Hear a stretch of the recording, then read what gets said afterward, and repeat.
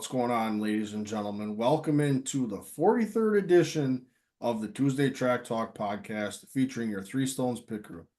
I'm Kellen, I'm your Jackman. I'm Cameron, I'm your gas man. And I'm your tire changer, Cam. And we have an episode that covers crown jewels across the board in all facets of racing from dirt to asphalt, NASCAR to sprint car to dirt super late models. So we've got a little bit of everything for this week. So sit back, relax, grab a beverage, grab a snack, and if you're listening on the go, make yourself comfortable as we get ready for this podcast. So before we get into it, gentlemen, how we doing since we've been together for a week now? Good. Another solid week in racing. I unfortunately did not get to go anywhere this weekend because I had to work Saturday, but was able to tune into quite a bit on Saturday night and just another solid week. Yeah, no, nothing too crazy here either. It's my birthday last week, so Carolyn planned a little get together here, and Kellen was in town. Sounds like Blizzard just didn't want to make it for the birthday celebration, so it's all right. I won't hold it against you. Way to make me feel bad. Well, for entertainment on Saturday night, we were standing around in my apartment doing a puzzle. So, yeah, me and Kellen went rogue on puzzles this weekend. So, yeah, puzzles and racing. So it was a good Should have weekend. gone to the fair. My mom had mentioned something about the fair, but didn't seem like we had a ton of biters at it. So, yeah, no, good weekend, a lot of good racing, and yeah, I'm ready to get up on the cushion and talk about it. Yeah. So, well, I guess let's dive into this first race recap of the weekend. Recap one. ASA Stars National Tour back in action. So they visited Anderson Speedway for the Redbud 400. Then Grohl, you kind of got to watch this one. I was watching on Race Monitor, so kind of checking that out as that went. But kick us off with this Stars National Tour back on track. Yeah, so first off, Anderson, super small track. I mean, that's a bull ring as about as it gets. So inside lane was definitely the preferred lane for that race. Your heavy hitters that you typically keep in mind for the race had some struggles throughout this one. Butcher was one of the big ones. He ended up getting together with, I believe it was Nason and somebody else. He must have had a suspension piece or something broke in it because he came down, thought they got it fixed, ended up cutting a tire down later on and just kind of called her quits afterwards. So He even had to go to the tail following qualifying. Yep.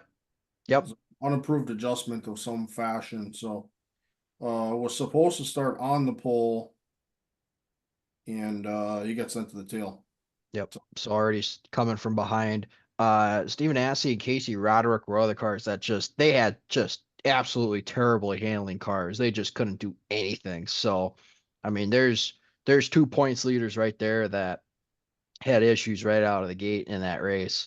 The other thing that kind of came to mind too, no Bubba Pollard. I know he had to cut some races out of his schedule because the family car was beat up and they needed to work on it. But him not showing up to this one kind of solidifies who's in contention for the national tour standings this week. But the other big thing that everybody was kind of keeping an eye on was Albert Francis. He got the nod to run in the Donnie Wilson car this week.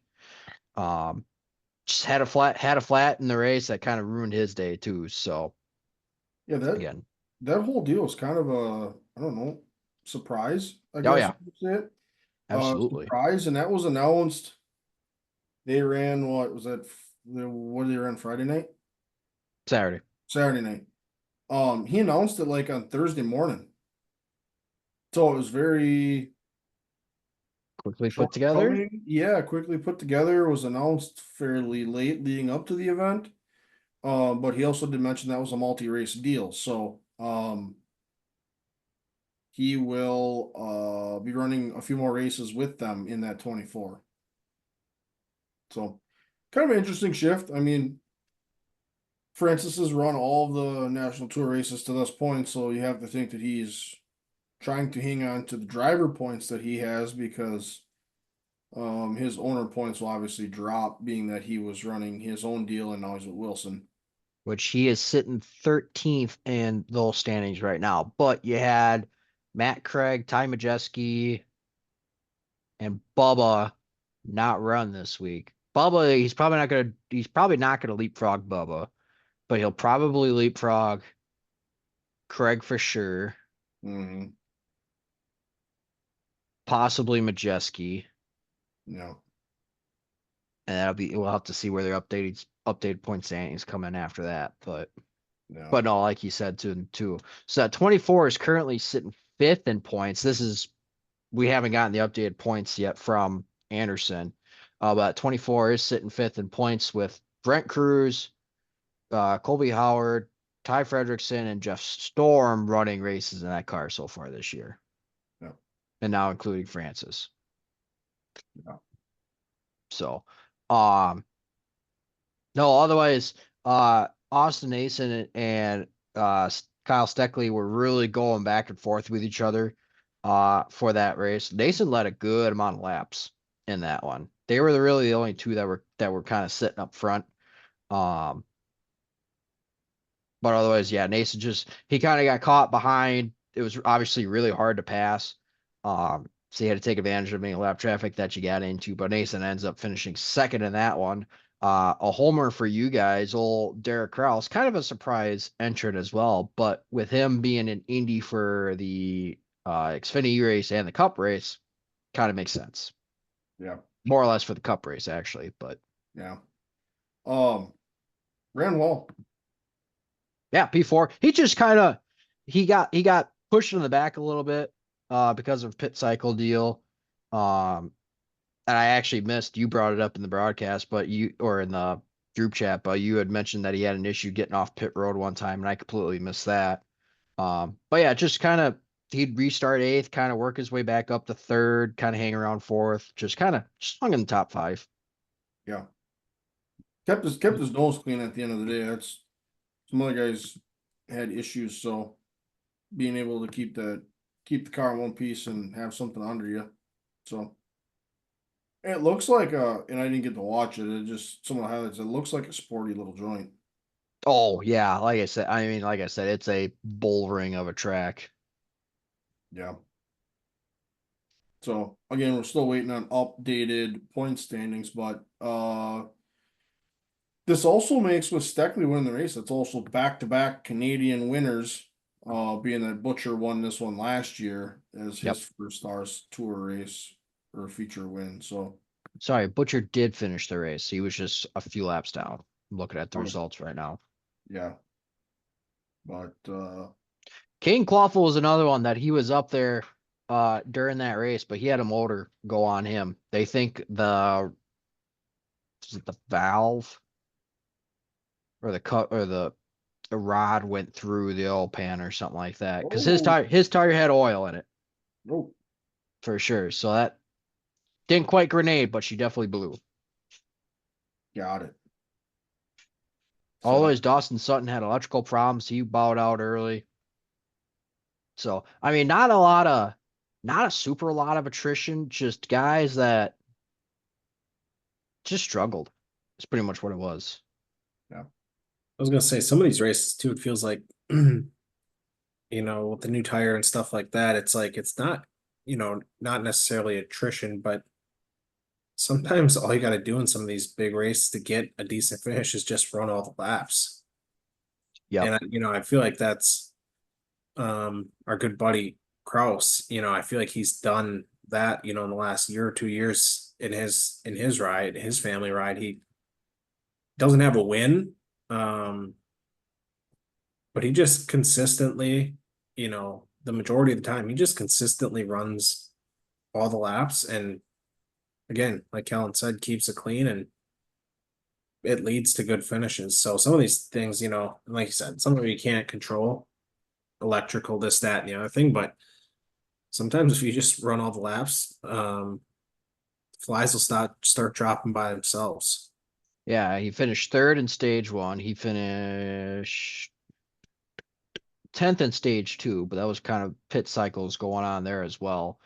Ultimately finished fourth in the race, last car in the lead lap, coming after starting eighth. So Yeah, I mean, a lot of these places, if you can just finish on the lead lap, you're going to be in a good spot. yeah, So, looking at the top 10 for this feature, Steckley, Nason, Ruggiero, Kraus, Billy Van Meter, Roderick Butcher, Dakota Armstrong, Stephen Assey, and Albert Francis round out your top 10.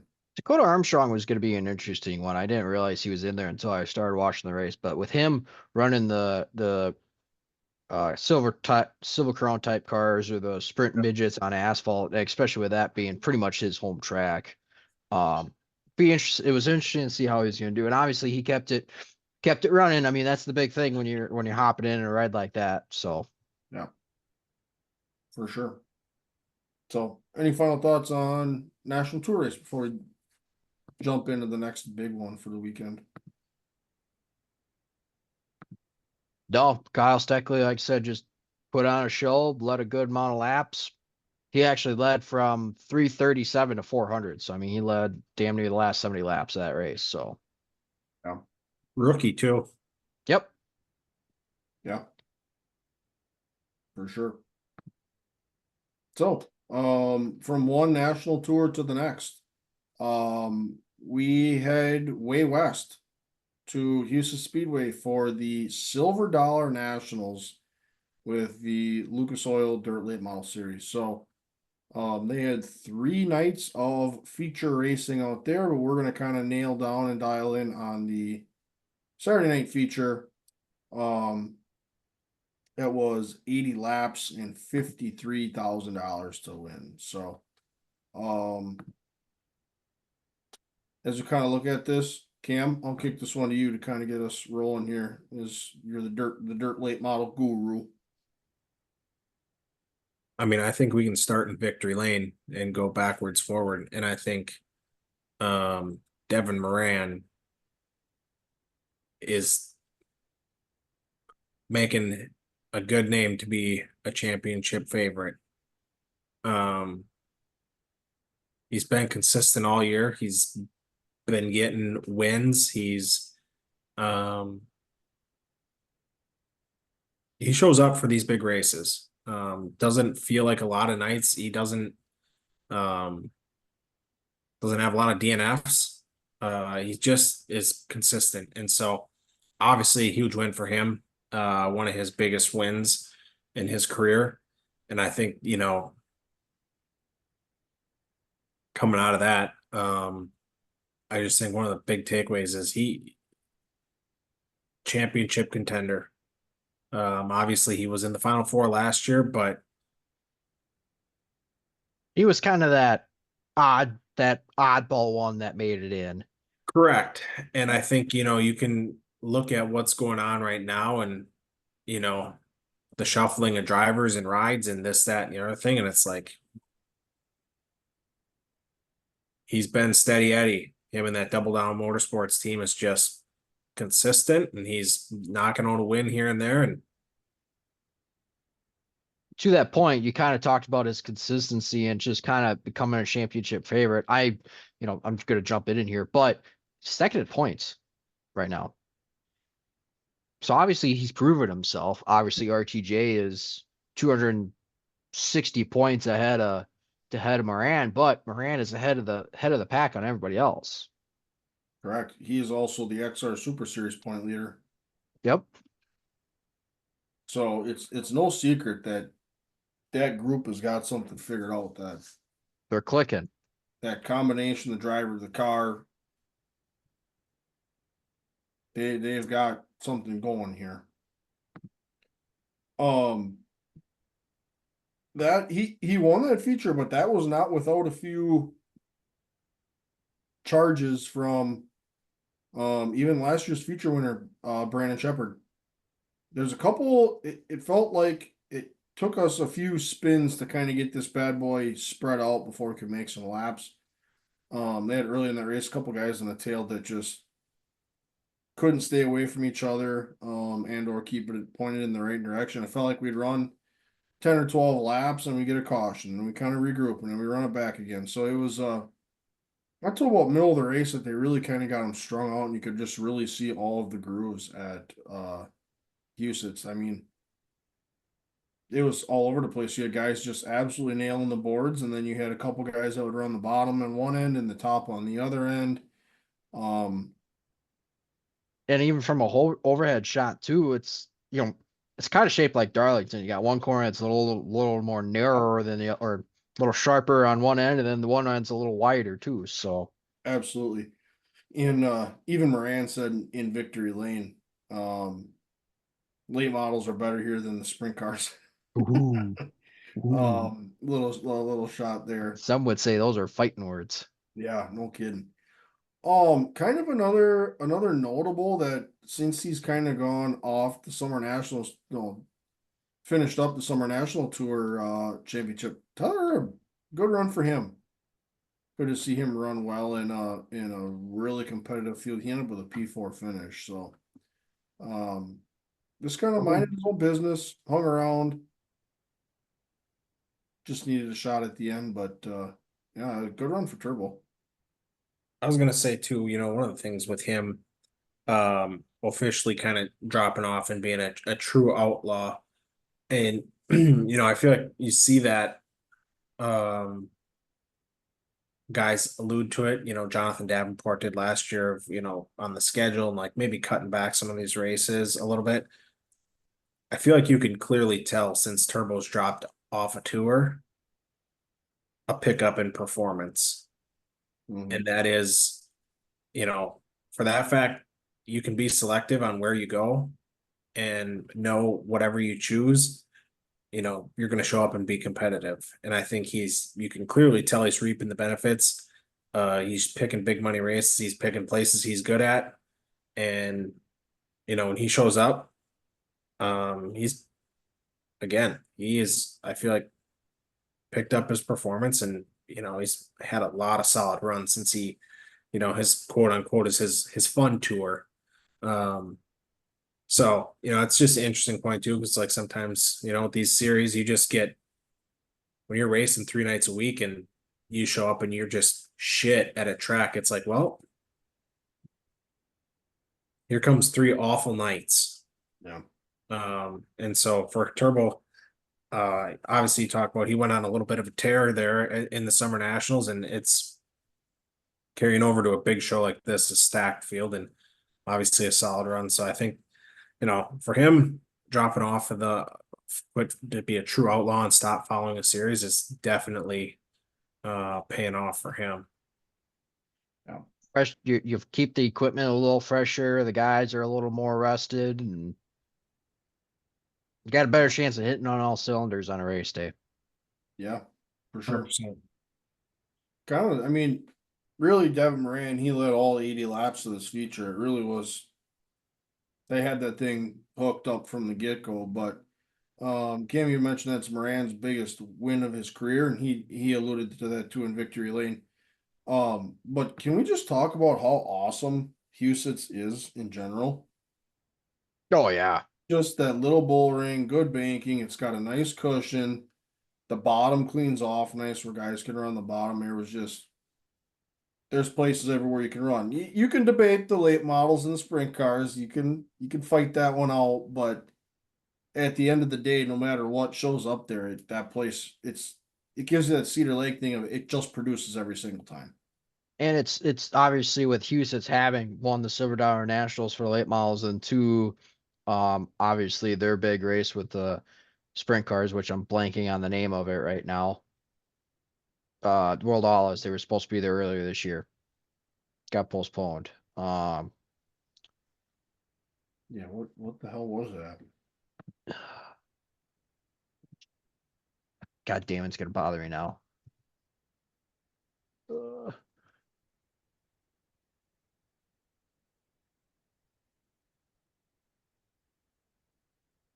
race was like 100 grand to win, wasn't it?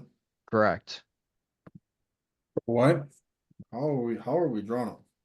We hyped that up and now Oh, it's just the high bank nationals. oh, the high bank, yeah. Yep, high bank nationals. Yeah.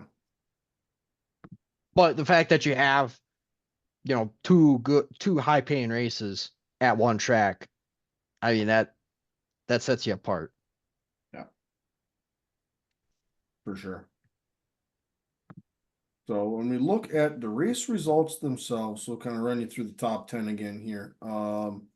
So Silver Dollar Nationals, Devin Moran bags the 53,000.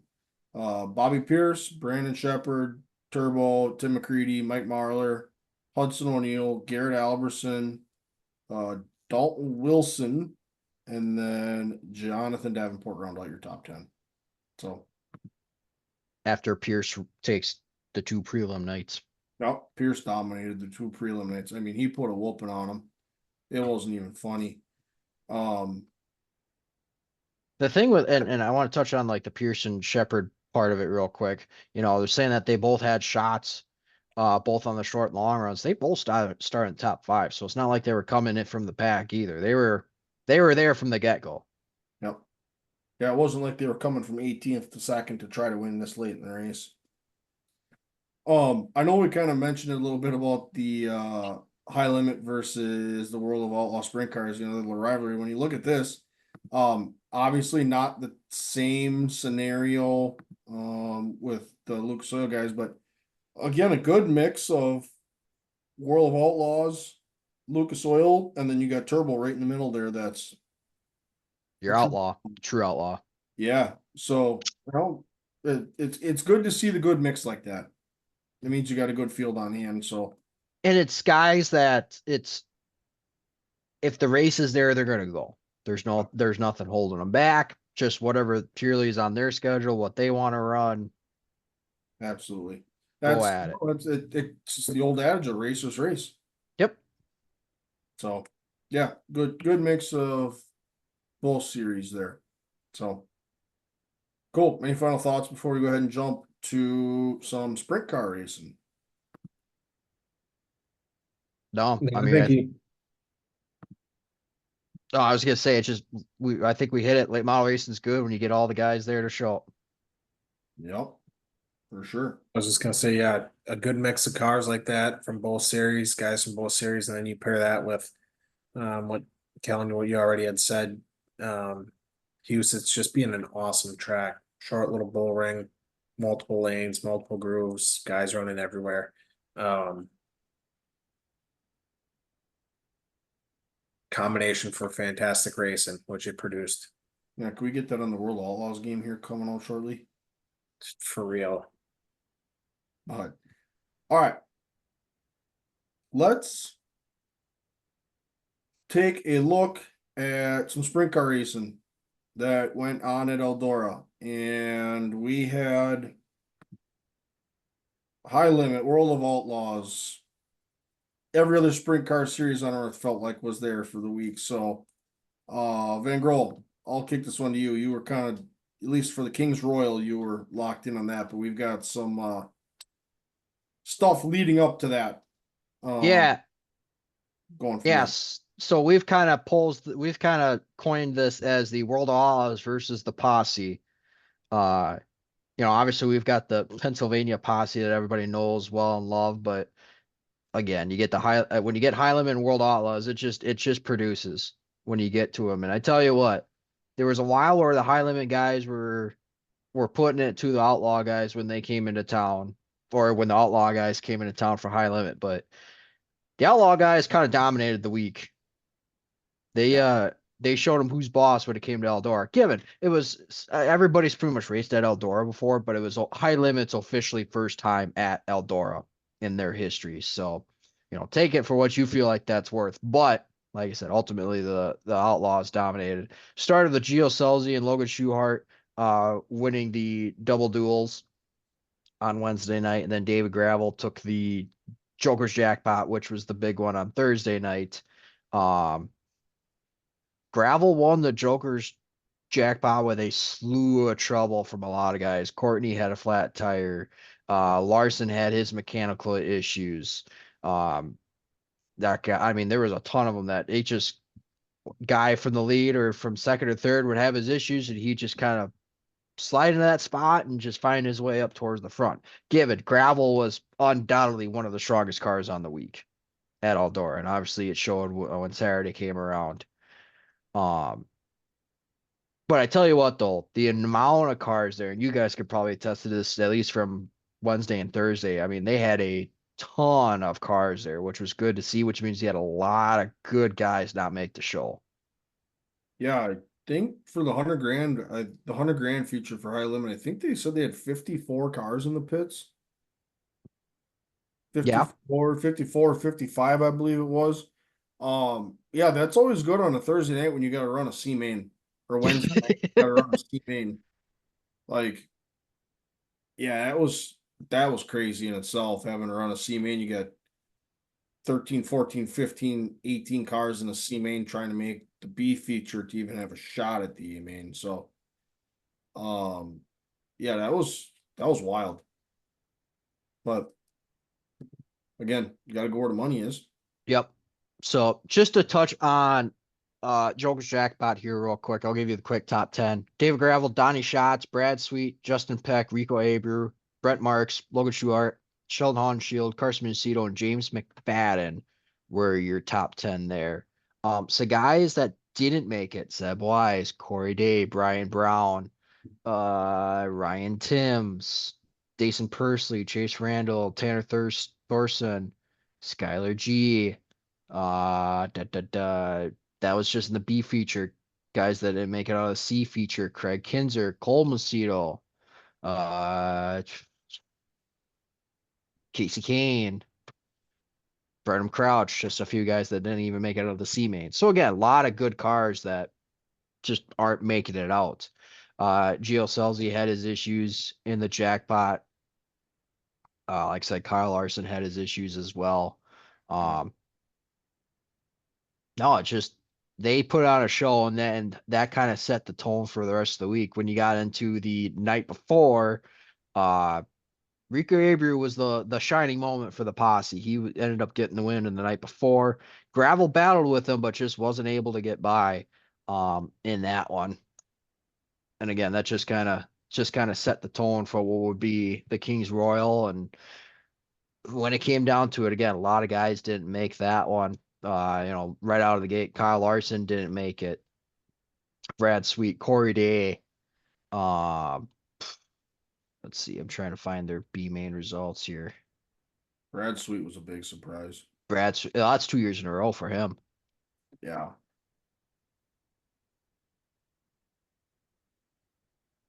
Who else did you tell me didn't make it?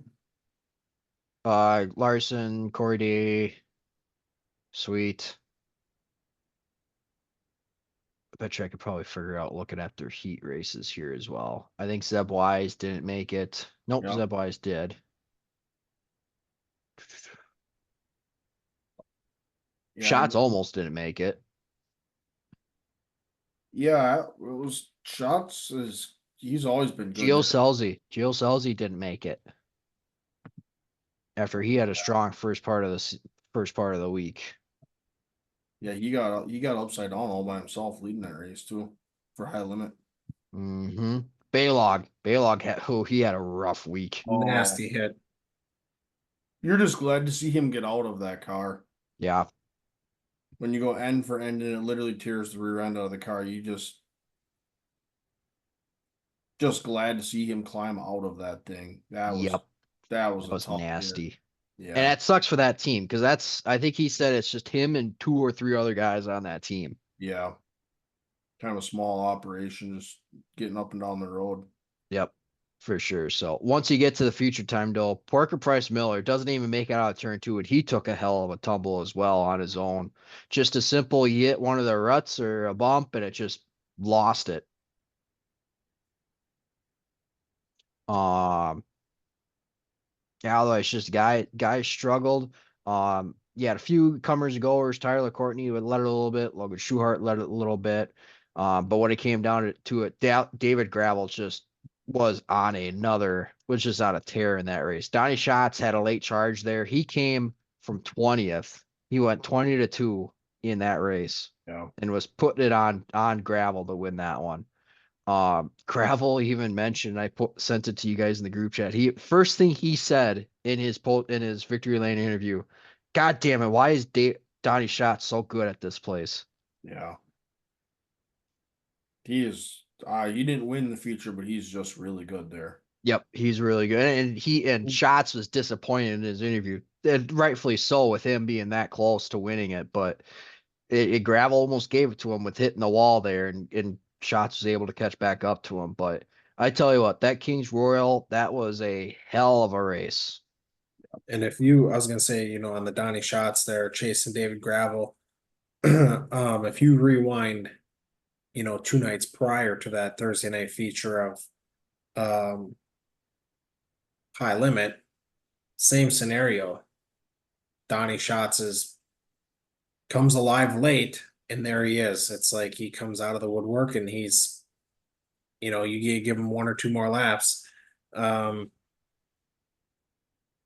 he probably wins it. So it's like, I don't know. He's that old savvy veteran, and it's just like no matter what happens when he shows up, it's just like if he gets in the feature, it's just like it's somebody that you just can't count out. Yep. No matter where he starts, if he's in the show, you gotta keep your eyes on him. That might be a little bit of that Tony Stewart juju that he's got with him. A little bit of that good luck of, oh, Tony also owns my car that I'm driving, but it's also Tony's racetrack. It just might be that. Yep. He's got that little aura. Gotta do good for the boss. Yeah. Yeah, it might be just a little extra goodness in the hauler when they unload at that place every time. But no, Donnie's always been a force to reckon with at Eldora, so you can absolutely never call him out of a race at that place. So. But when it comes down to Eldora, obviously they put on a hell of a show. It was an impressive 4 days of race in there. The Outlaws got the best of the high limit guys this week, but when there's big money on the line, the guys are going to show up.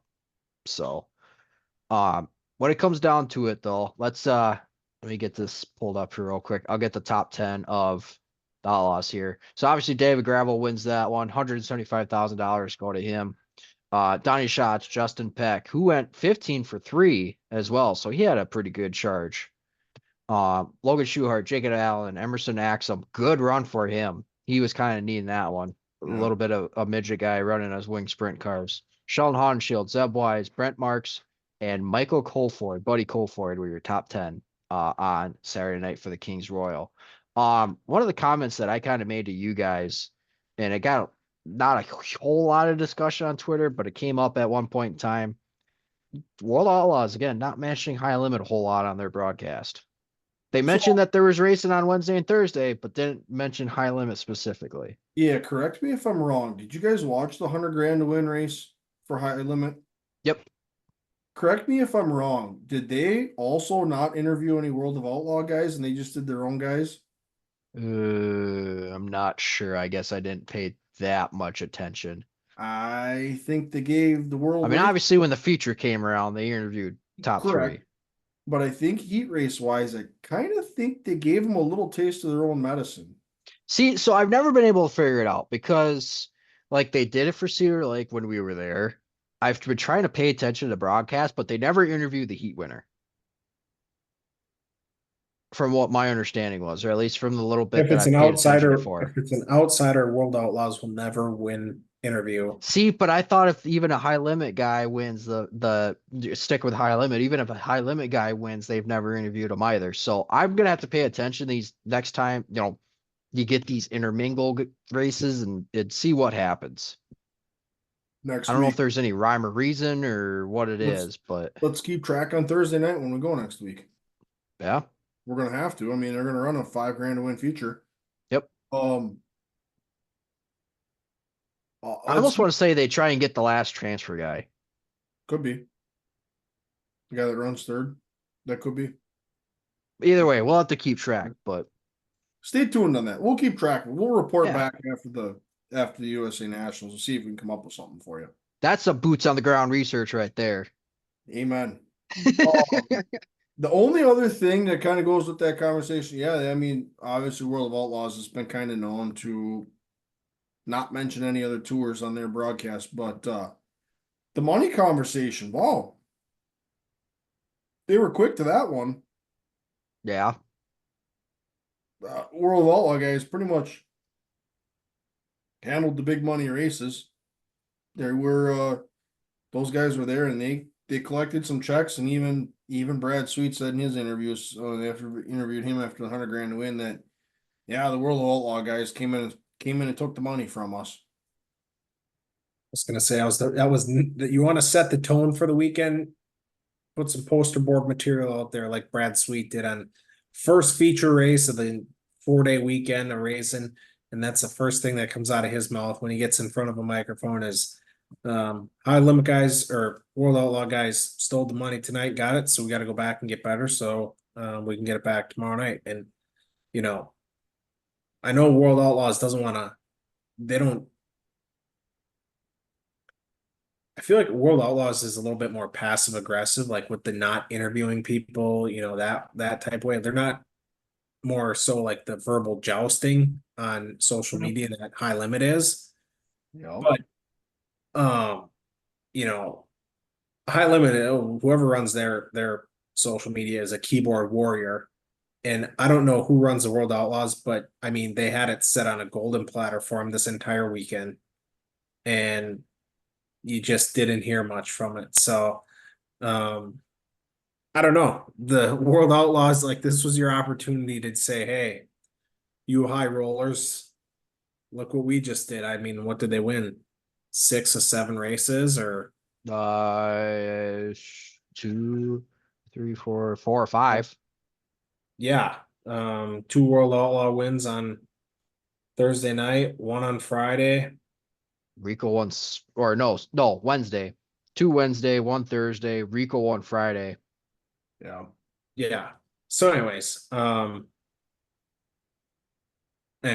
it just was, kind of interesting. Obviously, World Outlaws had a heyday. And if we were keeping track there, that's a lot of money going to the woo guys. Yep.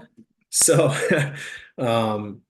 yeah, and this was the perfect opportunity for the old woo social media to Well, Christ, Gravel took 2/3 of it. He took home, it would have been $275,000 of it out of the total. The total was $324,000 in winners' money. And Gravel took home 275 of it. yeah, and I mean that's we'll get into this too, a lot of golden boy talk. That is World Outlaws, that's their golden boy right there. That's their It's poster child. yeah, you But betcha. but if there's one thing that we can thank both of them for is that we got a hell of a rivalry out of it. Yep. Yep. And I'm just 1,000%. telling you, it's only gonna ratchet up here a little bit. Next one's probably gonna be Knoxville Nationals. Yep. That'll be the And next it's- one. And it's all who said it? I think Brad Sweet might have said it, or Kyle Larson. Somebody talked about the dynamic and Knoxville. Now that sounds like a sweet thing. I'm pretty sure it was Brad Sweet. I don't want to say for sure, but I did see somebody in an interview said Knoxville Nationals is not very welcoming to the outsiders. So they are Woo fans, and they are not fans of outsiders. It's still gonna be a good one. Yeah, Let's stir it up. Let's get a couple high limit guys going there and poach a few. dude, for real. What are you gonna do if Larson wins? I mean, How can you not like the guy though? exactly. That's the problem. All right, hold on. I gotta look at something here quick. Oh boy, here we go. No, I'm just checking schedules here. I did do a little check-in, just because when we talk about race previews, when we get ahead here, Lucas Oil late models are off until August 8th. So there's no schedule issues with the Predator Classic or the USA Nationals. And the Knoxville Nationals, they run the Saturday feature on the 10th. Richmond is the NASCAR weekend. Just an FYI. That would be Sunday the 11th. Correct. And Larson has run the Knoxville Nationals Yeah. prior to a Sunday race. Yep, for sure. So I'll just keep that in mind. Yeah, let's be honest. You don't think Brad Sweet's calling up going, hey, what do we got to do to get you here, buddy? Oh, wow. He's calling Mr. H is what he's doing. Yeah. Yeah, he's going right over his head. He's going to Mr. H. Yeah. But After Mr. H has been very complimentary of Larson to do his sprint car racing too. So yeah, after this weekend, he probably gets a free one. oh, absolutely. Not without a little controversy, but we'll get there. Yep. Yeah, I was just looking up to try to see if I could find it. The Brad Sweet or whoever said that on the Knoxville Nationals. And I just searched Brad Sweet, and the first thing is that one of the first things that pops up is when he was at Houston's when he was parked under caution under red flag. Who was he barking with? um Some nobody. I the thought. it's a black and green 3, maybe Zierfoss. I'm not Yes. sure. Yeah. They had a few choice words for themselves. I know which video you're talking about. Yeah. What the F you doing? You've been racing forever. What are you doing? Oh my God. I always chuckle at when I see that one. That's an instant classic. But okay, let's any final thoughts here on the sprint car racing updates, rivalry? Any other Stay tuned. yeah. Stay No, tuned. I was gonna say too, just off of that, is it feels like just dirt racing in general, whether you're a fan of late model sprint cars, it doesn't really matter what you're a fan of dirt racing right now. I feel like between those two, it's dirt racing's in a fantastic spot. It's alive and well, both series, no matter which one. If you're a Woo guy or a Lucas Oil guy, or if you're a Woo guy or a High Limit, it don't matter. Whatever series you're following along, it's going to produce fantastic racing. So, Send me that video. you on it? Yeah, send me the Brad Sweet video. I gotta save that. I gotta bookmark that. Yeah, I just got her in the bookmarks permanently. So, Yeah, just it over because I bail you out, so help me out. One more thing that I gotta add here. So Cam, I took your advice about bookmarking stuff on the old Twitter when stuff isn't it comes up. awesome? Oh yeah. Now you can just touch and you know it's gonna be there. Yes.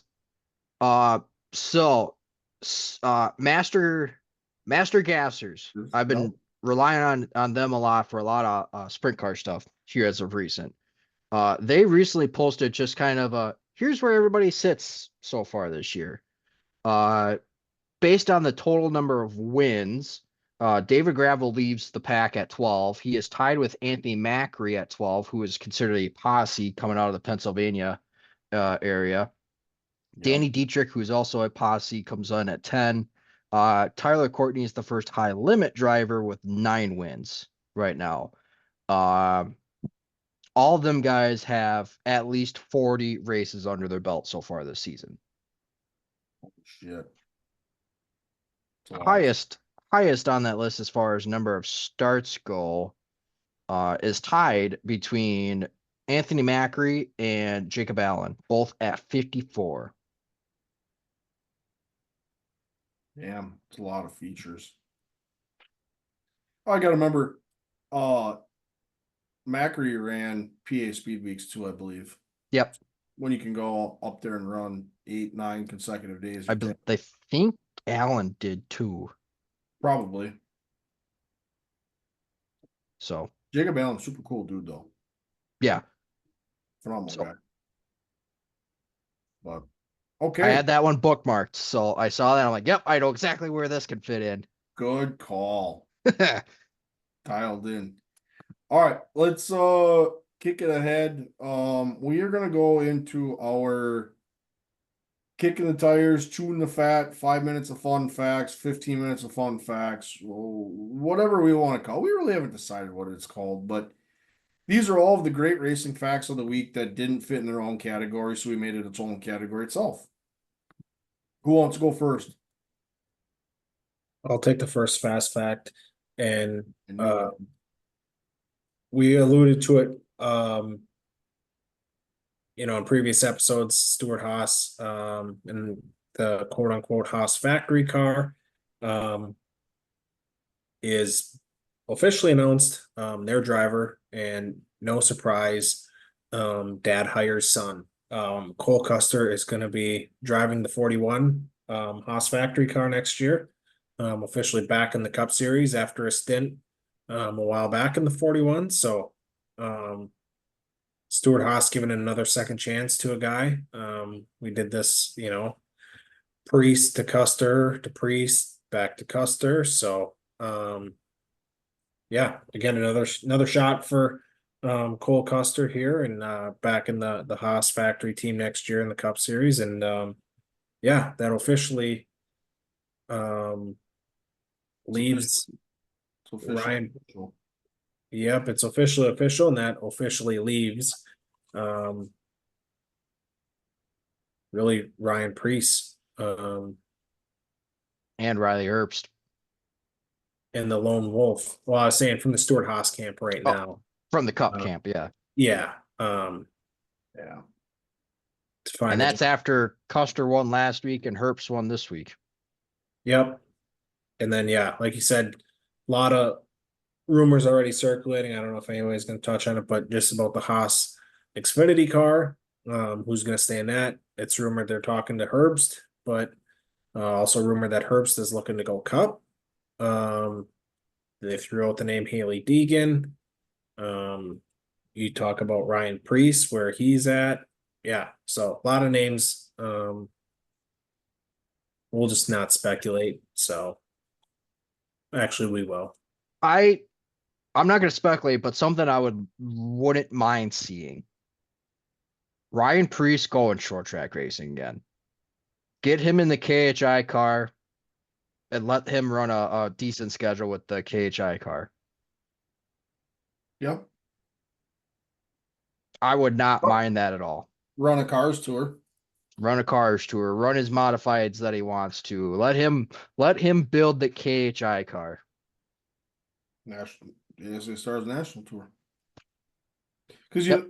you know he'll be able to bring funding with him. He's proven it in the Cup Series. He's taken funding with him to be at the top level. So Oh, he's a face for the program too. yeah, correct. I would not mind to see that at all. I wouldn't hate that either. And that's what he grew up doing. So Yep. I just tell you this: any track he unloads that would love to have him. Absolutely. Gonna talk about keeping tracks alive. Hey, we got Ryan Priest stopping by tonight. Race modified. Place would love it. Yep.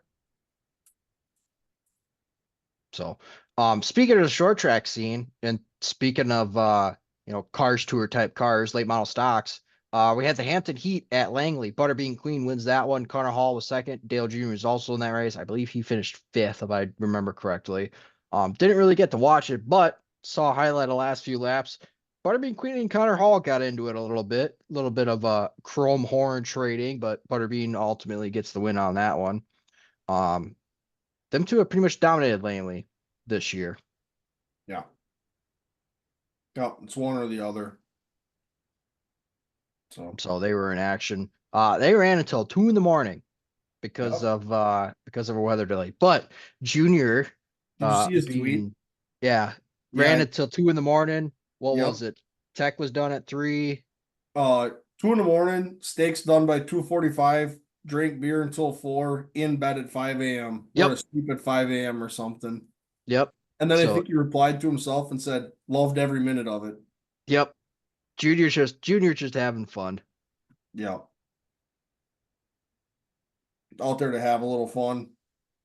Get a few people in the stands. yeah, and the whole not to bring him up again, but he's becoming a little bit more vocal on social media. Bubba Pollard let his voice be known on Yeah. the old 03. So, if I was in the old 03 camp, I would take note of that Yeah. and correct before it's too late. Yeah. That's where the old chrome horn situation kind of came in.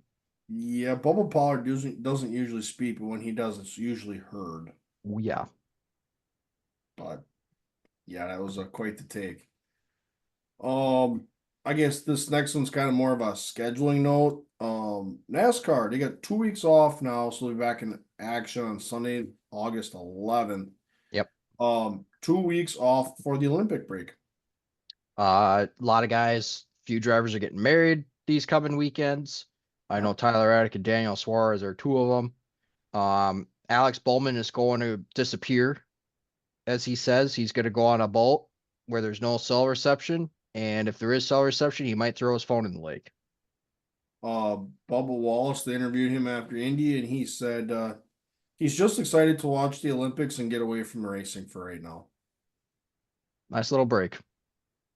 So, Just taking the break. So, yep. nope, it's time to recoup for everybody. Get ready for the last 14 races of the year. Yeah, out of the last couple of the regular season. That cut line graphic on the side of the TV for NBC is getting bigger and bigger. Yep. But with this race as well, everybody that has won a race is locked in officially. Yep. Brad So, Cade locked himself in too. yep. So, yep. This one I was excited for. High Limit. They announced during the Eldora weekend that they are going to Australia, Perth Motorsportsplex, for 3 days in December. It's going to be $100,000 to win on Monday. They'll actually be racing Saturday, Sunday, Monday out there. So December 28th, 29th, and 30th is what they're racing. So my guess is it's just going to be an exhibition race under high limit sanction Yeah. is what it's probably going to end up being. This kind of ties in with the speed weeks that they have out there every year. So I would expect your normal crew guys, Sweet, Larson, Abreu, I would be Kerry Matson will probably be there. Your typical guys that are going to be there are probably going to be there. Maybe get a few extras now with this high limit deal. So Off season. what off season? Never heard of it. Racing in the middle of December. She sounds hideous. Yeah, it's either inside or out the country is what you're doing Yes. for racing in late December Yes. around these parts of the globe. But Cam, you got the last one? Yeah. News just broke today. The 18-year-old phenomenon that has somewhat taken wing sprints and high limit by a little bit of storm here this year. Corey Day, he is going to make his ARCA debut at Salem Speedway for Pinnacle Racing. So he's won some big races in his sprint car in the high limit series this year. He's obviously a wheelman. Some of the stuff that he's done, he's not had as great a luck as of late, but yeah, super cool. Again, just goes to show these dirt guys, they want to get as much seat time as they can, and it really doesn't matter what kind of car you're throwing them into. They just want to get behind the wheel and drive something. So definitely gonna be interesting to see him get behind the wheel of an ARCA car, and would expect nothing less than some good stuff from him. So be exciting to see him give that a whirl. Last time he was in a stock car on asphalt was in a Cars Tour race. No, it wasn't Cars Tours. It was just late model stock race. He won in Dale Jr.'s car. So take it for what you feel like it's worth. Correct. He's at least going to be batting 500 by the end of the weekend in a stock car. So At the least. So that kind of wraps up the old category of fun facts, kicking the tires, chewing the fat, whatever you want to call it. That is the news and breaking news, no News and notes. news and notes, what you need to know to stay on top of what you could even consider the Twitter chatter of the racing world. So, all right. Last big recap, and this one comes with some potential controversy, one might say. And that would be your Brickyard 400 from the Indianapolis Motor Speedway Oval. Gentlemen, where would we like to start this conversation? Well, I'll kick it off and just start with the obvious. The Brickyard 400 belongs in NASCAR.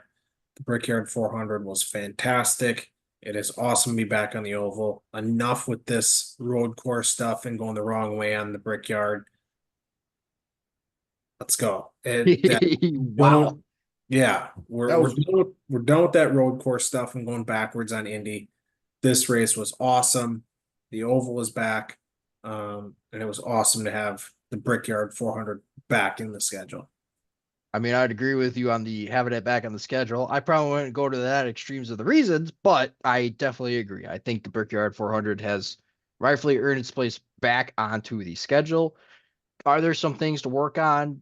Yes, both on the track, procedures of the race, but also with the package of the car, which I think we kind of expected coming into it. But I think it has rightfully earned its spot back on the schedule. I was thinking about it too. Sorry, I cut you off, Kel. Now that it's back on the schedule, I'll be honest, like I kind of feel like it was just plopped in the middle of somewhere in the middle of summer. And the next part for me is going to be, hey, can we maybe get this, this crown jewel at a little bit better time as opposed to just a random weekend in the summer. Don't know where it would be, but Well, that if was one thing. I'm gonna go back to a episode that we had here a while back, our 2024 NASCAR schedules. If we were to make our own schedules, Yep. I had the Brickyard 400 as the 4th of July weekend race. That would do. So, since you mentioned that, Speaking of, go check out the off-season episode if you want to see the full schedule. yeah, full schedule top to bottom from all three of us.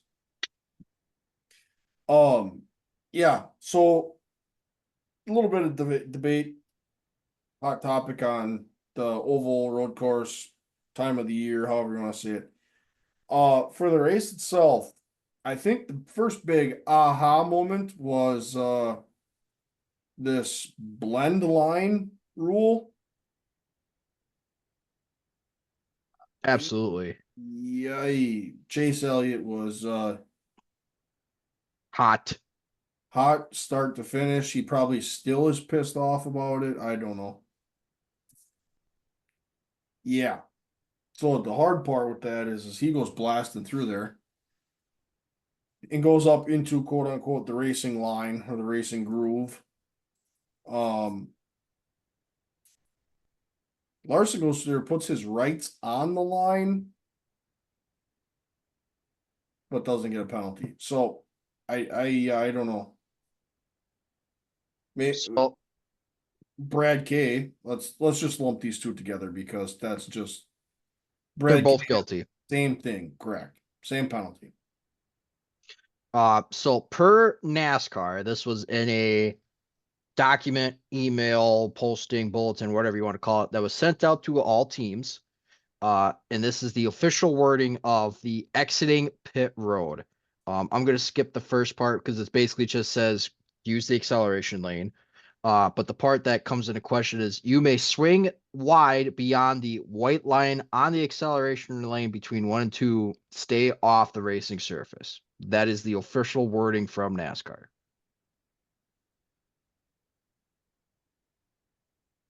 Okay. So, if we're talking verbiage wise, it just says white line. It doesn't say which white line because you had 2 of them there.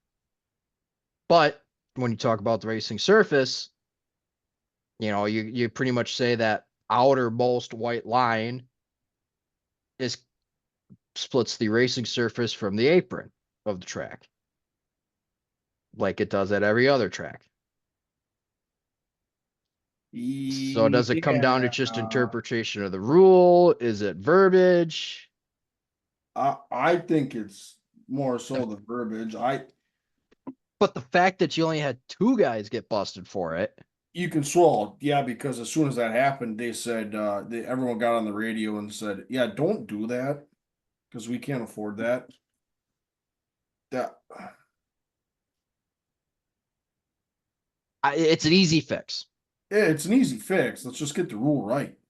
Yep. Let's make it, And let's make it so black and white that if you screw up, you probably should just park it for the day. the Bingo. only thing that I had otherwise with it was in the drivers meeting in the video, they did not have anything, animation wise that said this is correct, this is not. At least from the little snippet that Bob Pockers posted on the OX. Yep. So Let's make this so black and white that if you miss this, you probably should just quit driving.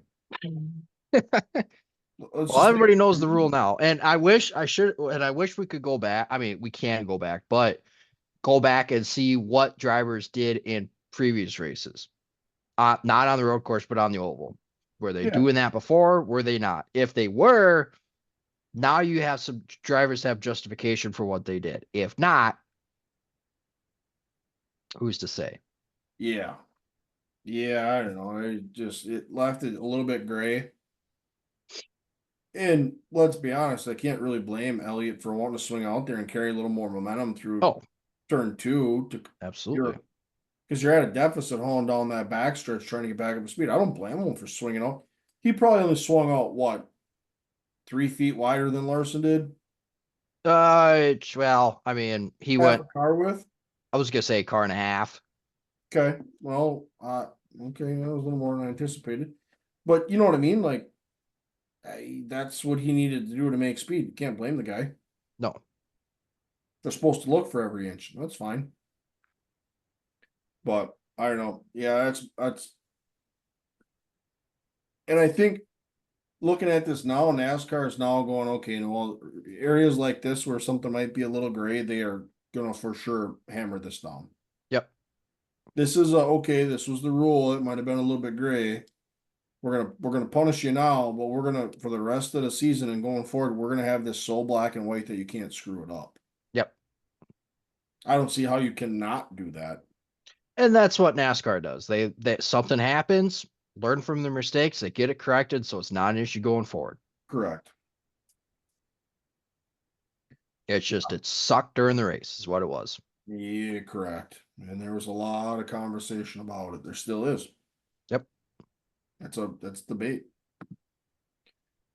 Um, kind of going down to the next bullet point, we've talked a lot about this new package or this new car, the tire, the passing. There was a lot of radio chatter of guys just saying it's impossible to pass. Which I like from my standpoint, I get it, but you also saw guys that could pass, and I think it came down to you just had to know how to pass a car there. And I think a great example of that was Larson on his last tear on that green flag run. For sure. That was absolutely, and you look at it, it also depends on the tire cycle. But he only had 10 lap fresher tires. True. Did that make that big of a difference? I think that made a difference. And I think, watching him go on that last tear there, you can't help but see the Indy car in him coming straight through. Yeah. And it literally felt like he was driving an Indy car and you were watching an Indy car race the way he was driving it. The big run, the pull out of line, the swoop right around him real quick, back up right in front of him, and off you go. So I'd say I think it was I would say it was a combination of the tires, but also that 5 team they're not showing up with a mediocre car. They got the speed to win it, and then you pair that with a driver that has the experience and the knowledge to pass cars like that, to understand, how to do it, the drafting, all that. No surprise that he was the way he was on Sunday. I saw it too. Like I saw it especially in the three. I didn't see it so much in one, but I definitely saw it going in the three. He was a lane up going in. He was getting that much wider swoop going into three than a lot of them other guys were. And you just saw him just close the gap into Blaney coming into three and into the short shoot. Yeah. I was listening to Chase Elliott's radio most of the day, and his spotter was giving him a lot of feedback on what Larson was doing. Especially at the end there, because if you didn't see any of Chase Elliott's radio chatter from this past weekend, the translation was pretty colorful. The blend line penalty to them asking him what he needs to pass cars. Lot of colorful choice words were used from him. So was listening to him, but that last stretch there towards the end, he was asking, how do I get around people? And his spotter was giving him higher on entry, higher here, higher there, lower on exit. This is what Larson's doing. This is how Larson's doing. It was a lot of that. So yeah, he was blazing a trail for everybody. Yeah, so I get the argument, but I don't entirely buy into it either. I didn't think it was a bad race. Outside of the controversy, I didn't think it was a bad race. No, I agree. I actually thought it was a lot of fun to watch. 100%. But I'm just telling you that's what the radio chatter was saying. Nope, yep, 100%. I hear you there. Now, if a race car driver doesn't have something to complain about, there's probably a bigger problem. Let's be honest. Yeah. Race car drivers love to make sure that there's something to complain about. Yep. But yeah, that was just kind of the conversation of it, I guess. But coming down, what's that? I'm looking at the race results here. Interesting fact: Larson only led 8 laps. Just doesn't feel like it. No. But he only led 8 laps. Interesting. Kind of going into the next debated conversation. The 77. Finds himself in the midst of. That's the 77 doing what he usually does, type of. Well, and I think there's two other factors, maybe including that one going into this. One, Blaney did come down on Holsevar.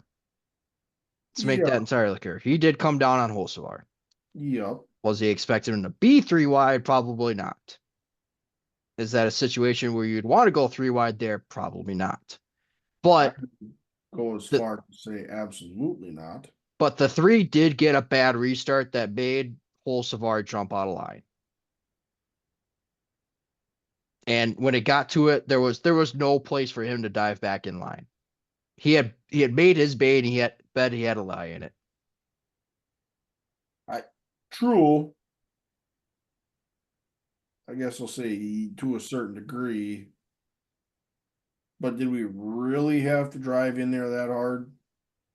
I don't know. I don't like it. I would tread with caution if I was a 77. He's made quite a name for himself the last couple weeks here. And from the Burton spin under caution to some of the other moves he's made, you're hearing a lot of interviews of drivers that are saying, yep, that's what the 77 does. Don't want to race around him. You're hearing a lot of that chatter. So some of the decisions are lightly. Yeah. Some of the decisions are questionable. Yep. And that's even coming from a guy like Joey Logano. But that wasn't the only instance we saw of guys clearing themselves into one either. True. Or at least trying to clear themselves into one. This is also very true. I would agree with that statement.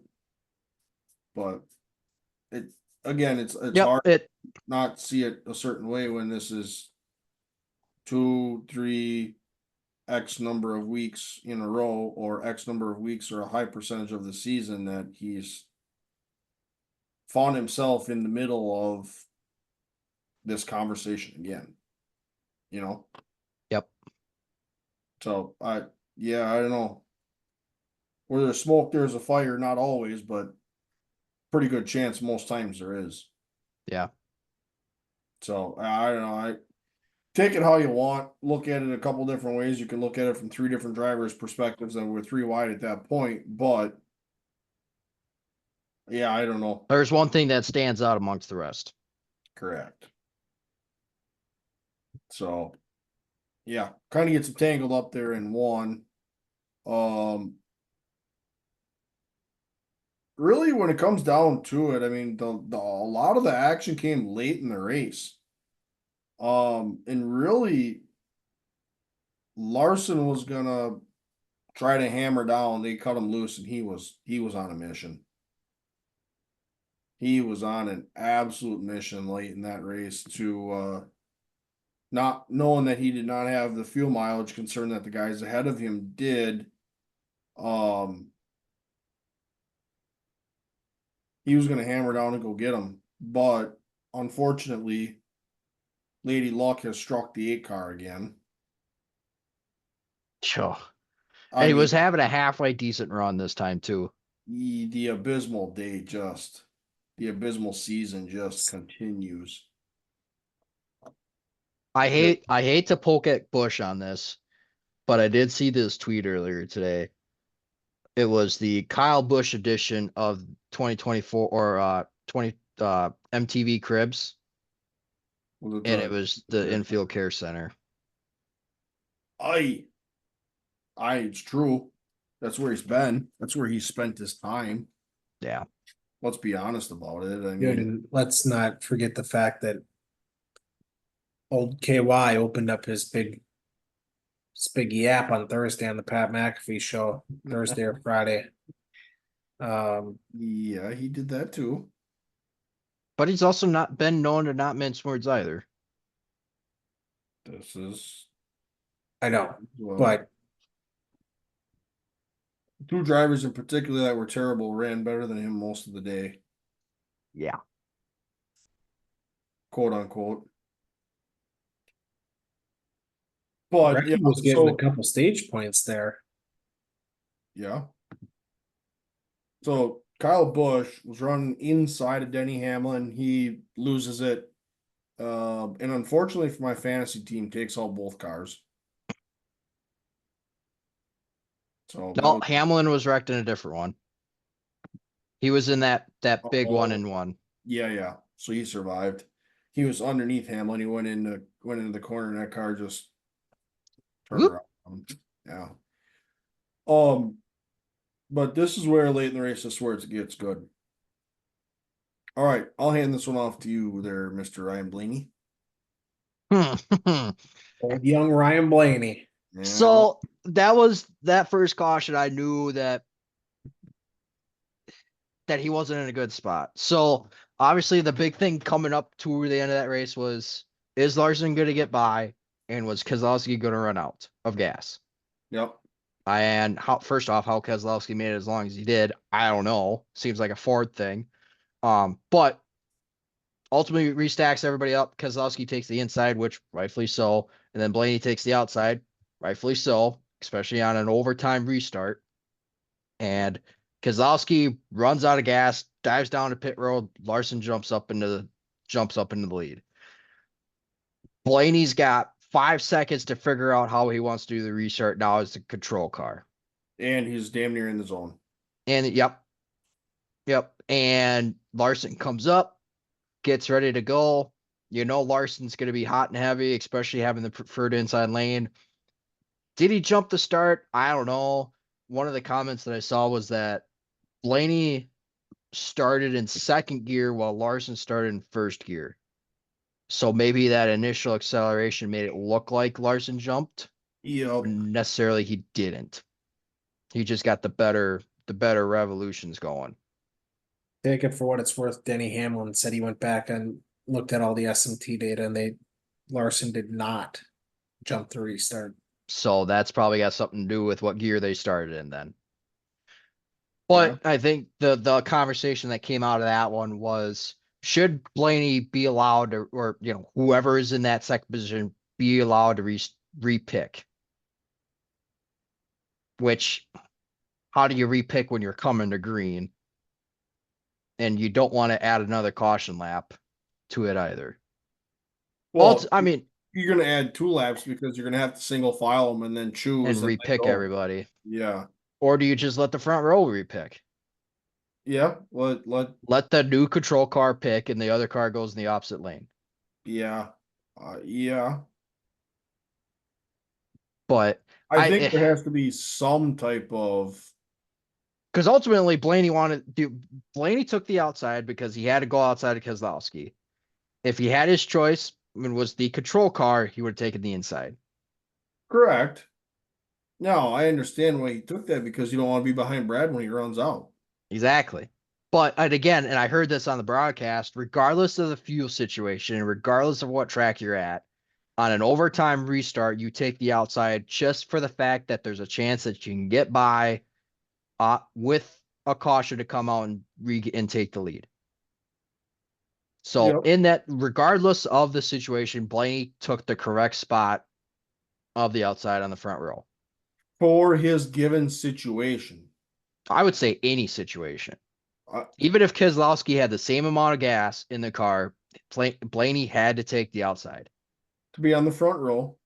to be on the front row on an overtime restart. Yes. If it was not an overtime restart, I'm taking the inside. Yep. I would agree with that statement. But being that was an overtime restart, you had to take the outside.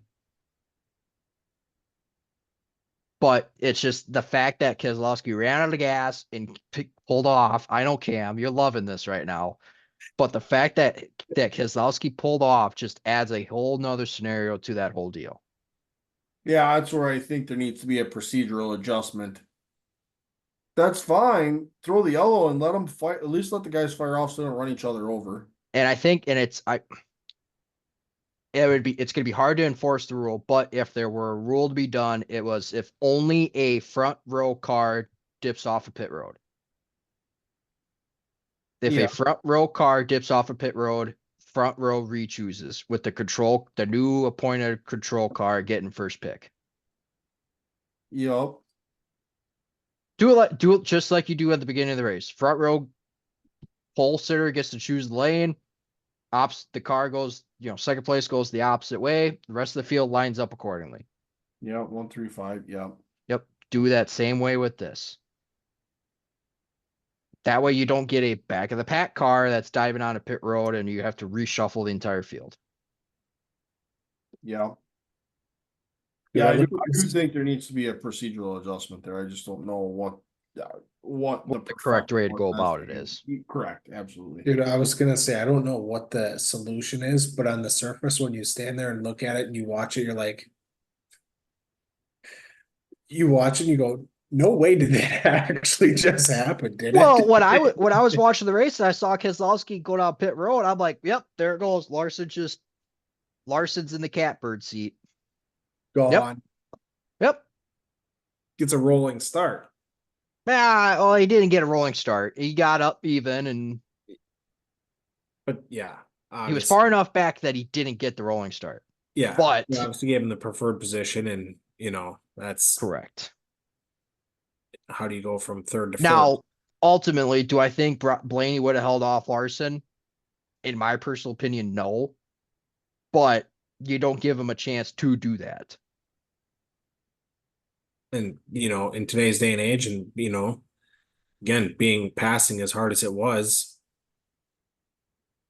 who Who's to knows? say? Maybe Blaney gets clear of him on through 1 and 2, and all of a sudden drives out his rear view mirror, and Larson just can't get by him. And ultimately, we didn't race the checkered as it was, which that's a whole nother conversation. It is, but that adds. You don't get the chance. Yeah. Am I disappointed in a third place finish? No, but I think if you were to get a third place finish, it could have played out differently.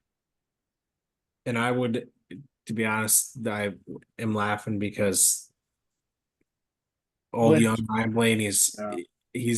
he gets hot Oh, in his microphone, and if you haven't listened to his radio, you should go listen to it. it was an instant as soon as he let off the gas when that caution came out. Yeah, there's a couple. Pardon my French, but that's fucking bullshit NASCAR, and you know it. They're golden boy. Yeah. So, Yeah, completely understand which the I mean, frustration. coincidentally enough, I'm wearing Larson's shirt today. Oops. I like the paint scheme. Little trading action.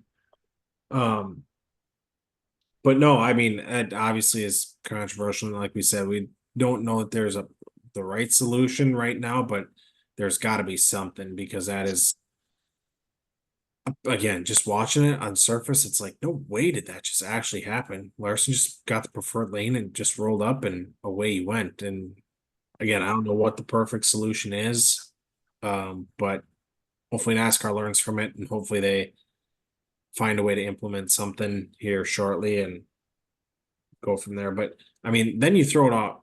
Going to the second controversial spot was the pre-spin on the last lap. I mean,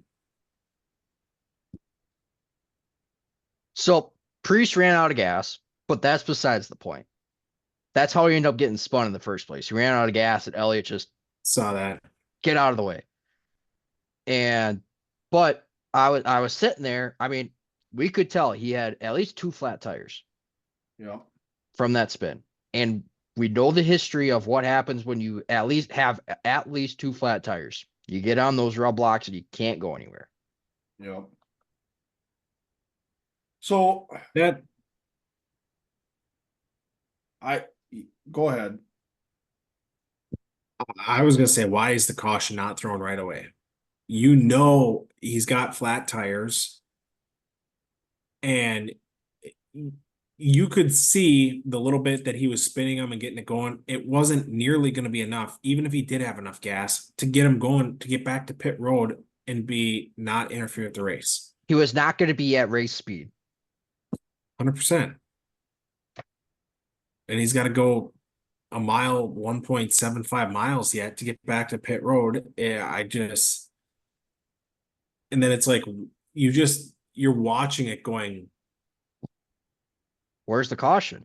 literally, what are we doing? Yep. And then you literally wait for him to cross the finish line, and you're like, when they're not going to let him go green, go blown by him sitting there on the inside of the inside. So Yep.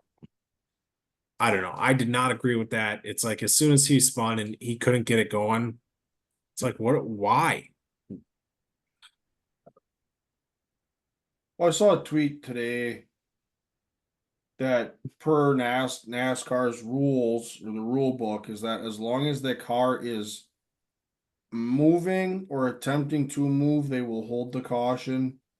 So the little wiggle that was in the car or the 6 inches of whatever it was, the little bit of movement they had in the car, that's where they kind of said, well, he's still moving.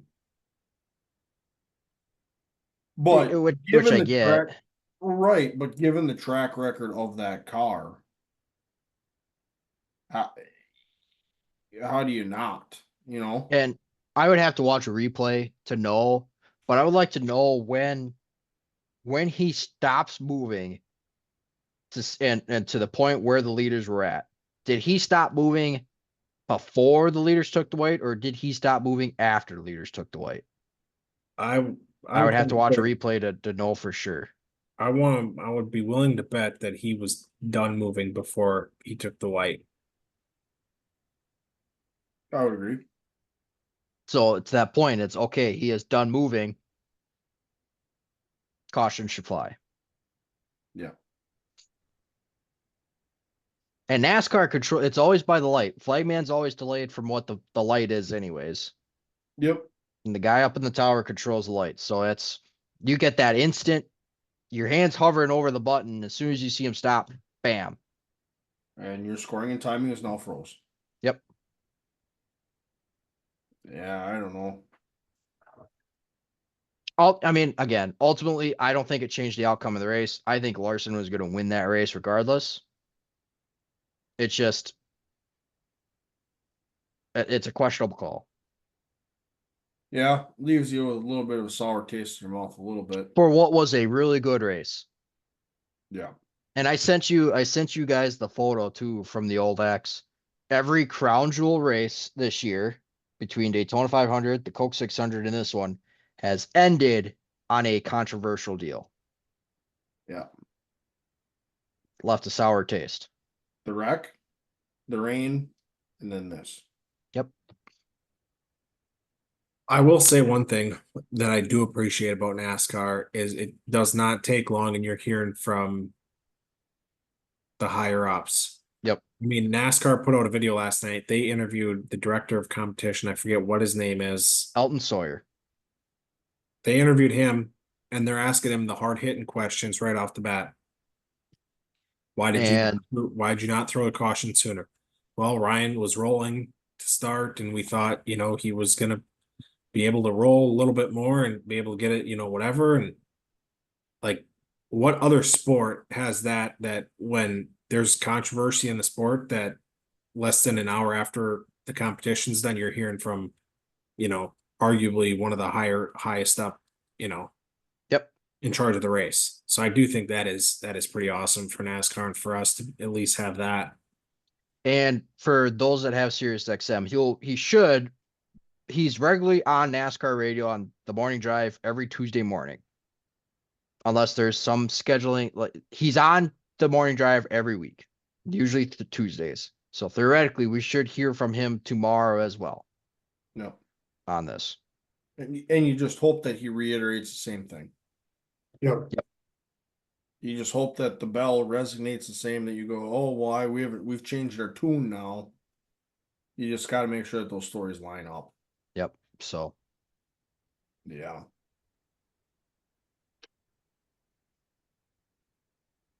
otherwise, like I said, I felt like it was a great race.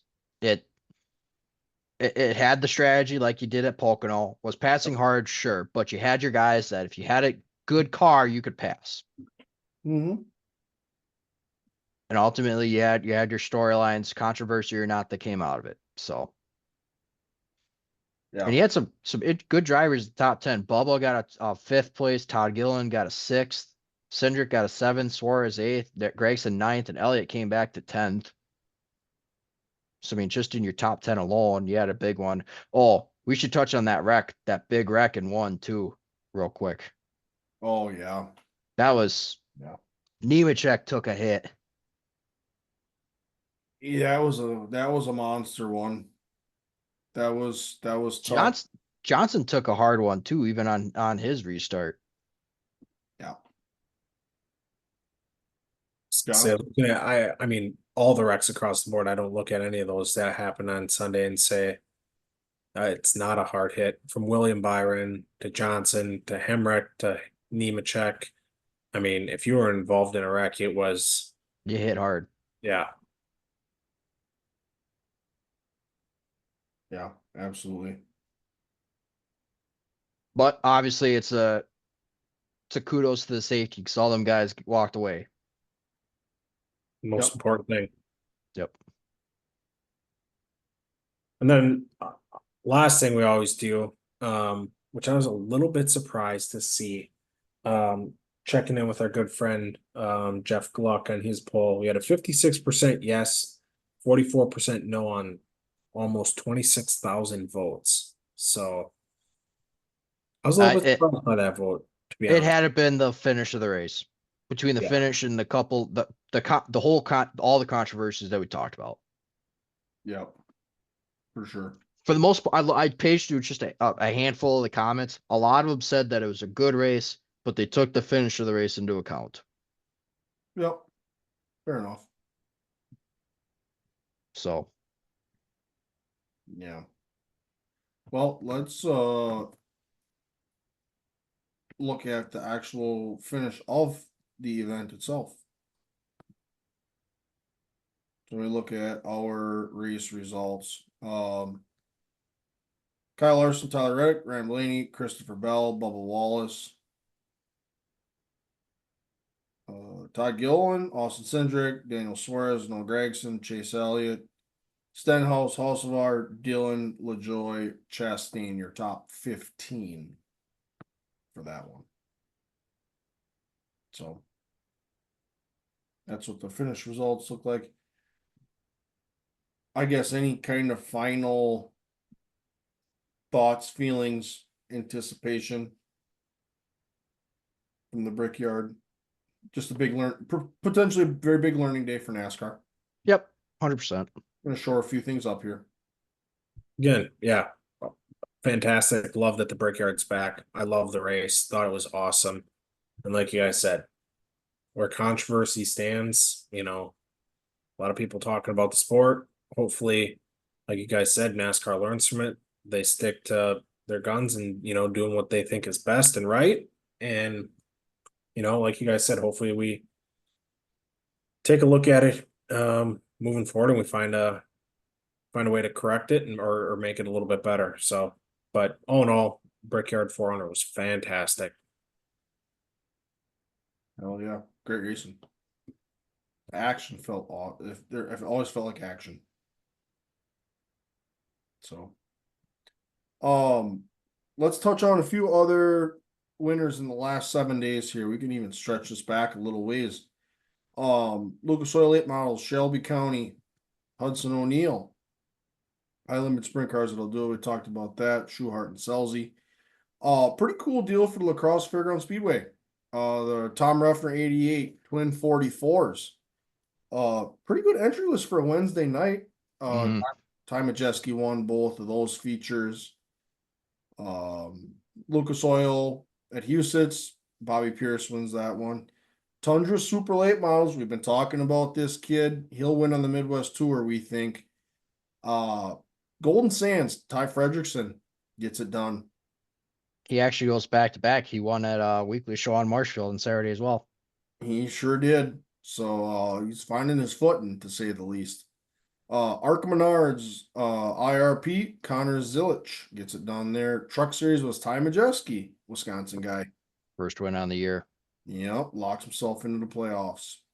Power I Midgets at Spoon River, Ryan Timms, USAC Silver Crown at Salt City. That was a practice day. Sorry about that. Going down here a little bit further. Attaboy. Fooled me, you Attaboy. damn it. With Solar Late Models, Cedar Lake Speedway be there in a week. Sam Mars gets it done. A little test and tune for the big show. When we look down, Jefferson Speedway again, super late model specials this week. Man, they were some good ones. Orange Blossom Twin 61s. They also had the Midwest Truck Series. The Twin 61s, Casey Johnson, Gabe Sommers, some pretty heavy hitting names there. Midwest Truck Series winner Kevin Zielazinski on that one. Another race winner here that we talked about him for a long time, but he kind of disappeared. The American Canadian Tour, Raphael Lessard. Yeah. A name we have not heard in a long time. He finds his way into victory lane. When we get down here to the bottom, USAC Silver Crown Salt City. This is not the practice day. Kevin Thomas Jr. gets it done. When we look at Formula One, Oscar Piastri. Is that how you say that? Yep. Yep. Cup Series was Larson we talked about, and then the NTT IndyCar Series, Colton Herta down there. So let's kind of look back at the week of winners. Kind of you fooled me on the practice day there. I was excited for that one. But all right. So that was last week. What's next week? We'll go ahead and jump into race previews. I suppose I can touch on the couple of late model stuff going on. State Park Speedway. ASA Midwest Tour is going to be there at State Park Speedway on Saturday night, but it will start off with the Big A late models on Friday night. For the Larry Degens Memorial Weekend. This is the last Larry Degens Memorial Weekend at State Park Speedway, as State Park will be shutting down at the end of the year. I will be boots on the ground for both of those races. Brock Heinrich was your winner of the ASA Midwest Tour race there last year, being the local that took it to the Midwest Tour guys. The local guys usually have some pretty good luck racing the Midwest Tour guys at this race. Justin Mondyke will be a guy to keep an eye out on as well. Like I said, this marks kind of one of the last bigger events at the facility. They got a few more on the year, but obviously the last time the Midwest Tour will be there. Did you see Uh, that entry list? Not yet. I didn't I real. just sent in the group chat. It came out I don't know, 15 minutes ago or so. Nope. Hold 25 please. cars, and you got some surprises. Jeff Storm, Hey. Ryan Farrell, Yep. Ty Majeski, Stenjem, Willie Nelson. That's kind of a surprise. Jesse Bernhagen, Birdhagen surprises me. Michael Ostdike. Michael Ostick. Yep. No. Grant Brown, Yep. Mark Maxey will be there. Tyler Hermagka. He's on the list. He's a slinger guy. Greg Borkart, Race Ace. So Brock Heinrich. Travis Fulham. Travis Fulham will be another one to keep an eye out on. He's been putting off some good races so far. If he doesn't have mechanical issues, he's been putting in some good races. it's all gonna be about keeping it 91 behind you. Phew. That's what it comes down to. Yep. But you also have your tour regulars: Johnson, Sommers, Vandergeest, Ty Fredrickson, Yep. Joe Valento, Ty Majeski, James Lynch. So good field of cars. 25 cars, that's good. That's a good field of cars. Super Oh, yeah. competitive. So yeah, Uh, pretty cool deal there. The other one that you got going on, this is always a cool weekend. It's throwback weekend at Hickory Motor Speedway for the Cars Tour, both the pro late models and the late model stocks. Again, it's always just cool to see what kind of cars come out for this one. Everybody usually decks out for this one. Doing a quick look, I don't see an entry list at the moment. But I would expect it to come out here pretty soon. Yeah, it's just another exciting one. That one could be caught on Flow Racing this weekend. For sure. All right. Race preview number 3 through question mark. So basically World of Outlaws sprint cars, they have a week full of action. Wednesday, they head to BAPS Motor Speedway, 12 grand to win. Friday, they head to Williams Grove, 17 grand to win. Saturday, same place, same time, 20 grand to win. Sunday, they head to Weedsport for 12 grand to win. So that's kind of the high limit gamut. If you want to go racing Tuesday night, tomorrow night, high limits at Lernerville. And then their high limit is off until August 15th. So kind of a little bit of a note there that they'll have a little bit of a hiatus here that they can run some of these World Outlaw races as we talk about the rivalry of those two series. Cam, last one. You got a big one here. Yeah. Definitely a bucket list track here. We got the Predator Classic at Falls, Fairbury American Legion Speedway. Friday, 5,000 to win Woo late models. And then Saturday, the big one. 50K to win, 100 lap feature for the Woo late models. RTJ was your 2023 winner. And I believe it was Pearson O'Neill. But obviously Fairbury's a bucket list track. Just again, another little bull ring track. I mean, quarter mile. Fantastic to race on the World Outlaws game. Yeah, just a racy place. It is, yeah, awesome. A lot of lines on the infield tire, on the wall, banging the boards. You name it, guys gonna be everywhere. And little track like this, big money on the line, you can expect elbows up and maybe throwing a few slide jobs. Gustin was third last year. Gustin was third.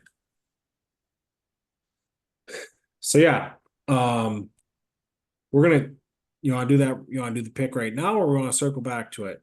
We'll circle back. Why don't you do what's coming up on the week? All right, here we go. All right, We're I gonna gotta do get the this. schedule. Gotta get the Yep. schedule up here. You got the Here right we color? go. Yep, green means go. Yep. Here we go.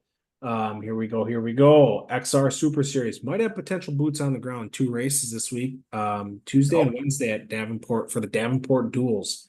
XR Super Dirt Series. So potential boots on the ground there. High Limit back in action this week for a Tuesday night show at Lernerville. World Outlaw Sprint Car, BAPS Motor Speedway for the Brookers Bash. Castro Flow Racing Night in America returns this week for a little prelude to PDC at Fairbury. USAC's Amsoil Sprint Cars, Lincoln Park. Extreme Outlaw Midgets paying a visit to Arrowhead. We already touched on World Outlaws, big show there at Fairbury. The Woo Sprint Cars taking a trip out east to Williams Grove Speedway, PowerEye Sprint Cars, Lakeside. And then just kind of bopping around here. We mentioned we got Big 8 late models at State Park Speedway. Cars Tour at Hickory. Arkham Menards at Salem. We mentioned Corey Day is going to be making his debut there.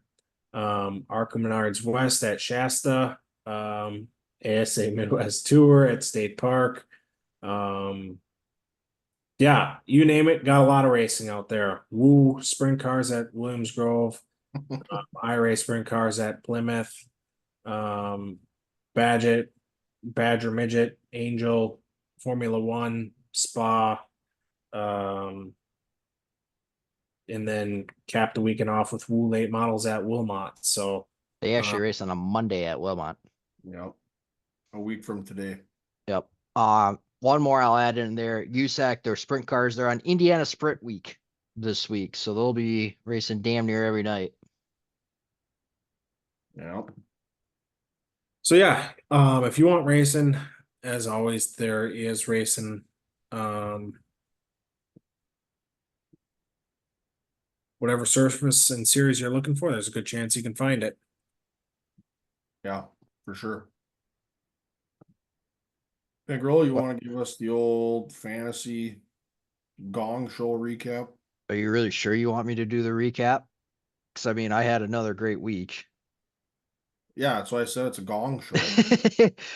So I ended up winning again this week. I had 242 points. It was a really good week for me. Cal, you had a good week too. Yeah, 223. And then Cam, your gal, had a really good week. She was also at 223. And then Dietzel was at 191. Cam, you're at 186. Kurt Busch Dan was at 172. And then Cal and your gal was at 160, rounding out the basement this week. Yeah. Yeah, she missed my text to change her lineup while she was doing her job. So I can't Rightfully blame her, so. but it was just an unfortunate turn of events, which Poor timing. her other car would have wrecked out anyway. So here nor there, It's a but wash. yeah, correct. Looking at the overall standings, I extended my points lead. I'm at 4, 3, 4, 5. Cam, you're at 40, 77. Kellen, you're at 39, 35. Gasman's Girls at 38, 15. Dietzel's at 37, 13. Sully's Pit Picks at 35, 92. And then Kurt Busch Stand is at 31, 42. We have 4 races remaining in the regular season for this as well. Looking at our race pick standings, this one's kind of getting spread out here these past few weeks. I am in the lead in that as well. I'm at 809 points. Cam, you're at 726 points, and then Kellen, you're at 672 points for that one. I had the race winning pick last week with Kyle Larson. Kel, you were second with your pick of Brad Keselowski, and Cam, you finished almost last with your pick of William Byron, which means you get to pick first this week. Oh, And new to the episode. Oh, sorry. Yep, go ahead. We are on Olympic break for NASCAR. We're going to be on a 2-week hiatus here. So we're going to go away from NASCAR a little bit and pick up at, our second favorite series. And, well, not our second favorite series, but, one of our second most followed discipline. And we're going to go to the PDC at Fairbury and pick the dirt late model feature from 50,000 to win on Saturday night. So I'll kick this party off, and I'm going Brandon Shepherd. Ooh, Not who I thought you were going to go with. that's a very good pick, though. Leaves the that door pick. open. Go ahead. Well, you're up next. Oh, okay, well, all right, you know, be nice to me like that, I suppose. Just looking at the list of previous winners. I don't believe he has one, so I'll go ahead and take him. Bobby Pierce. I don't think he's gonna be there. What? Yeah, whatever. Shut up. It's a World Outlaw race. Shut up. I thought my one pick I was gonna go with was gonna be a lock-in, but I'm not so sure due to recent events that have happened with this particular driver. But do I want to go with the other one that I'm thinking of here? You know what? Screw it. I'm gonna go with it. This guy's gonna go back to back. Give me RTJ. Oh, do we want to pick two as long as we're at it? Or do we want to pick for the Midwest Tour? Well, we could pick the Midwest Tour. Cam's gonna scratch his brain going, well, I don't know what the hell's going on. If do I get to go first or no? You know what? I'll give you that benefit. Just because you're lacking in knowledge on this one, I'll let you go pick first. All right, I'll take Majeski. Give me a break. We should have introduced the rule first. You cannot pick Majeski. I'm gonna just scroll the. I'll even give you some helpful hints here. Brock Heinrichs. No, give me the 15 of Gabe Summers. All right. Good pick. I That's a didn't even good realize. pick. I didn't realize Fenhouse is on the list too. Oh shit. Yeah. Well, you get second pick then, Kel. Yeah.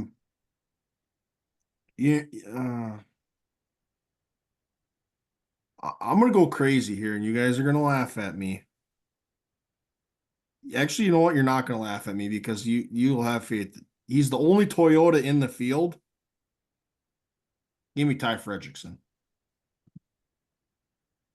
All right. Oh man, I'm stuck between two guys here now.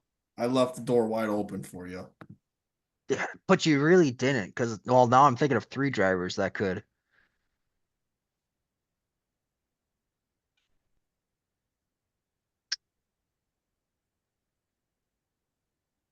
Give me Johnson. I'm going to stick with a trusty one.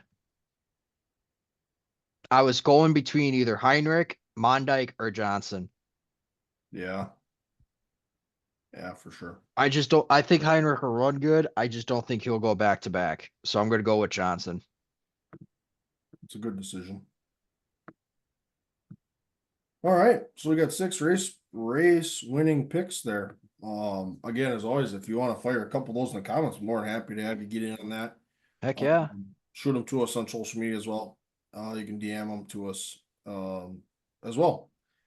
Well, that wraps up the 43rd edition of the Tuesday Track Talk. As always, we appreciate the likes and listens, listening on the go, the comments as well. And again, if you got ideas, shoot them to them. We're more than happy to discuss what racing you want to hear. But stay tuned for the race previews later in the week. We'll have a couple of those will get fired out. But until then, we'll see you all next week.